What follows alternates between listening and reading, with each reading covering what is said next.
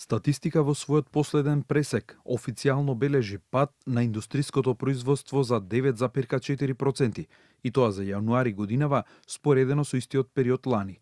Ако се погледнат бројките на месечно ниво, тие се уште позагрижувачки. Споредбата на првиот месец годинава со последниот месец од 2025 регистриран е пад на индустриското од 13,9%. Ова се бројки кои според економските аналитичари дават сигнал за можни намалување на бројот на вработени, што пак е директен удар за животниот стандард на граѓаните. Податоците од статистика покажуваат пад во домашниот промет, но зголемен пад и во извозот на индустриското производство.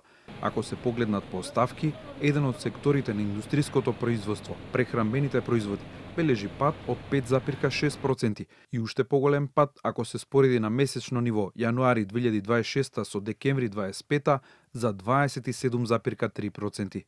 И представниците на Македонската асоциација на преработувачи велат дека се чувствува падот на конзервната индустрија со преработки на овошје и зеленчук. Резултатите на нашето работење на преработките на овошје и зеленчук покажуваат минатата година дека има пад околу 3% количински, а пораз од 2 и нешто посто на вредносно. Што значи вредноста е зголемена благодарејќи на инфлаторните движења, така да во сума на вредност е зголемена и зголемена цената по единица производ, меѓутоа вкупниот извоз и производство е намалено. Она што ги загрижува преработувачите се зголемувањата на влезните трошоци, како што се етикети, тегли, капачиња и слично, за кои веќе секојдневно пристигнуваат нови цени заради растот на горивата. Да почнеме сега со енергенците кои што се главни големите трошкови во производството и во транспортот.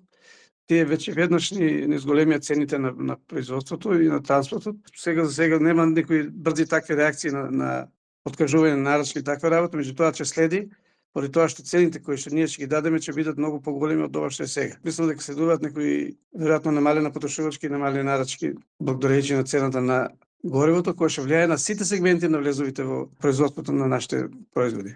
Министерката за финансии во последното гостување во Само вистина на Канал 5 изјави дека засега нема простор за загриженост. Мора да го земеме фактот дека имавме проблем со транспортерите и се уште тоа не е решено. Ние си го поставуваме прашањето дека можеби компаниите малку подзастанале затоа што врзуваат пари, а во овој момент не знаат каква е состојбата со транспортерите. Сакам да кажам, еден месец не е доволен показател за тоа дека ние треба да се загрижуваме за нешто. Ако ова прерасне во некој структурен проблем кој што ќе се повторува неколку месеци поред, тогаш има простор за загриженост.